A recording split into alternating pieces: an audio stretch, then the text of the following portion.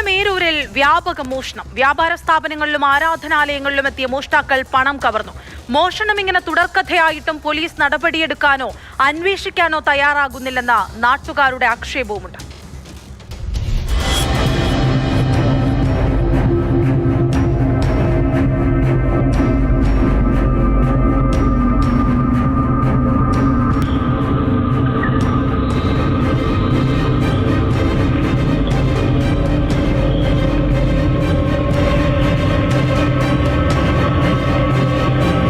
മോഷ്ടാക്കൾ വിലസുകയാണ് ഏരൂരിൽ. കടകൾ, പള്ളികളുടെ കുരിശടികൾ എന്ന് വേണ്ട എല്ലായിടത്തും മോഷണം വ്യാപകം.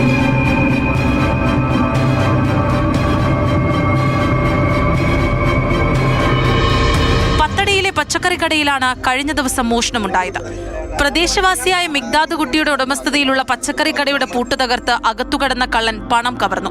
2 മാസം മുൻപ് സമാന രീതിയിൽ മറ്റൊരു പച്ചക്കറി കടയിലും മോഷണം നടന്നിരുന്നു. ചാവി എന്റെ കയ്യിലിരിക്കുന്ന പൂട്ട് കാണുന്നില്ല. ഞാൻ നോക്കിയപ്പോഴത്തേക്ക് എനിക്ക് വേറെ എന്തോ ശംശം തട്ടി ഞാനങ്ങനെ അടഞ്ഞു കിടന്നായിരുന്നു. ശംശം തട്ടി ഞാനങ്ങനെ എന്റെ ആ കോലിന്റെ തന്നെ ഒരു ഇതുകൊണ്ട് ഡോറും തുറന്നു നോക്കിയപ്പോൾ മേശകളെല്ലാം പൊളിച്ചു വാരിയിട്ടിരിക്കുന്നു. പോലീസുകാരെ വിളിച്ചപ്പോഴേ അവര് വരാമെന്ന് പറഞ്ഞു. അങ്ങ് വെച്ചു 10 മിനിറ്റ് വരുമെന്ന് പറഞ്ഞു. അപ്പൊ 10 മിനിറ്റ് പോയി, 20 മിനിറ്റ് പോയി, അരമണിക്കൂർ പോയി, 1 മണിക്കൂർ പോയി. പഴയേരൂരിലെ സ്റ്റേഷനറി കടയടക്കം 3 കടകളിലും സെന്റ് തോമസ് പള്ളിയുടെ കുരിശടിയിലും മോഷണം നടന്നു. പല പ്രാവശ്യങ്ങളായിട്ട് ഇവിടെ മോഷണം നടന്നുകൊണ്ടിരിക്കുക.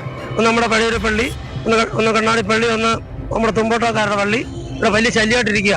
2 മാസം മുൻപ് പഴയേരൂരിലെ നബീസയുടെ വീടിന്റെ കതക് പൊളിച്ച് സ്വർണവും പണവും അപഹരിച്ചിരുന്നു. CCTV ദൃശ്യങ്ങൾ അടക്കം നൽകിയിട്ടും പ്രതിയെ കണ്ടെത്താൻ പോലീസിനായിട്ടില്ല. അതിന് പിന്നാലെയാണ് നബീസയുടെ വീടിന് മുൻവശത്തുള്ള വ്യാപാര സ്ഥാപനങ്ങളിൽ മോഷണം നടന്നത്. കള്ളം കയറി എന്റെ മകളുകൾ പോയി എന്നൊക്കെ ഒരു വിവരമില്ല. പിന്നെ ഇപ്പൊ നാണ്ട പരിസരത്തുള്ള എല്ലാ വീട്ടുകളിലും കയറി എന്തുവാണോ ഒന്നും മനസ്സിലാവുന്നില്ല. നമുക്ക് പൈസ പോയി എന്റെ കഥവ് വെട്ടിപ്പൊളിച്ചതിന് എനിക്ക് 10-20,000 രൂപ ചെലവുണ്ട്. അതിന് കൂട്ടുമാറി വെച്ചതിനും എല്ലാം കൂടെ.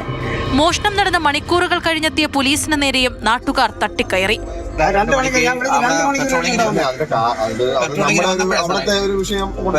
വന്നപ്പോ രണ്ടുപേരെ കണ്ടുവന്ന്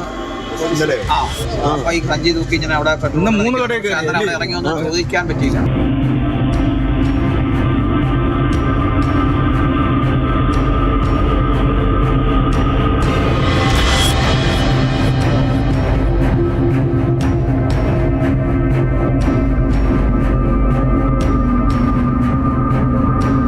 മാതൃഭൂമി ന്യൂസ്, കൊല്ലം.